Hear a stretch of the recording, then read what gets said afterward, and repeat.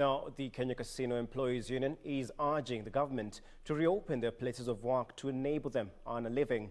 The union officials say their lives would be doomed if government does not intervene for them. The development coming as the Indian High Commissioner to Kenya Ashish Kumar Sinha reiterated the need for collaborative efforts between nations in the fight against COVID-19. The union spokesperson Benson Luganji said casino employees' freedom from servitude and right to fair labor practices have been infringed since most of their other colleagues categorized under the food and liquor industry are already back to business. He noted that the casino industry has employed over 10,000 citizens who feed over 30,000 direct and indirect dependents. They now want the government to allow them to reopen within the Ministry of Health protocols on COVID-19. All government measures will be displayed at the entrance, and before commencement of any shift, all staff will go through briefings to remind them so that it rings in their head throughout the shift. And we are ready to take the tests and go with the regulations from the Ministry of Health and whatever is needed to go back to work. Elsewhere, the Indian High Commissioner to Kenya Ashish Kumar Sinha has reiterated the need for collaborative efforts between nations in the fight against COVID-19. Speaking at an event to celebrate the 74th India Independence Day, the envoy disclosed that his country has channeled a considerable amount to support Kenya in a bid to ensure that efforts to keep the contagion at bay bear fruits. Also collaborated in terms of medicines.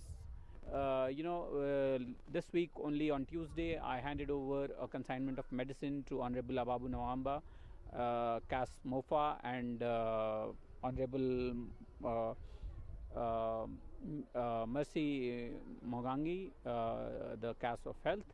26 million shilling worth of COVID-19 medicines have been handed over. In the meantime, Nakuru County officer in charge of the Youth Enterprise Funds, Joshua Kariuki, said COVID-19 pandemic had adversely affected many jobs and beneficiaries of the fund.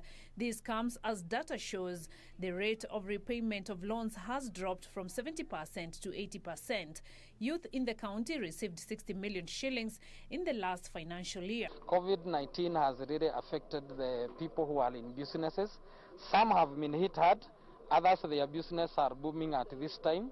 And for those that business have been affected, we have given them a moratorium period that at least they can stay for 3 to 4 months without paying. Then they can start paying as they arrange and try to cope up with the COVID situation.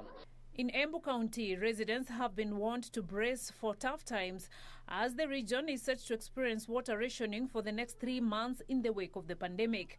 The residents will experience dry taps on some days in the months of September and October. At the same time, Embu Water and Sanitation Company has warned against vandalism and illegal water connections by a section of Mogoka farmers who are diverting water to irrigate their farms. Na wakati ya kufanya rationing watu wajaribu wakuwe na storage tanks so that at least tukifanya rationing ile maji wakati imefika mara 2 ama mara 3 kwa wiki mweke maji pale kwa matangi na maji isitumike kwa mera. Ukipatikana tu unatopoa maji. Tumeinvolve chiefs na sub chiefs kutoka na national government ambao wako na mikakati yao. Ukishikwa tutakupeleka mbele. Finally, Lake Victoria South Water Services Board has donated water tanks to Bomet County towards fighting COVID-19.